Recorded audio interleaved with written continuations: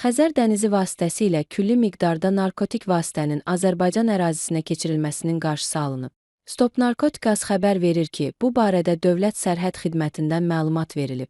Bildirilib ki, may ayının 29-da Dövlət Sərhəd Xidmətinin Sahil Mühafizəsinin sahil nəzarəti bölmələri və sərhəd gəmilərinin qarşılıqlı fəaliyyəti nəticəsində Xəzər dənizinin cənub istiqamətində ümumi çəkisi 24 kiloqram 270 qram narkotik vasitə, 24 kiloqram 170 qram marixuana, 100 qram tiryək aşkar olunaraq götürülüb.